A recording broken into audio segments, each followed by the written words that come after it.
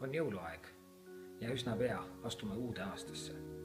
Tahan sind kutsuda ka meie aastavahetuse jumalateenistustele nii aasta viimasel pühapäeval kui ka uusaasta esimestel pühapäevadel.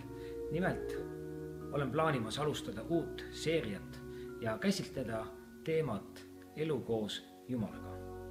Elu koos Jumalaga ei ole midagi passiivset. See on aktiivne läbikäimine temaga, õppimine temalt ja ka tema väes elamine nii, et me võime elada ühte tõelist võiduelu selles maailmas.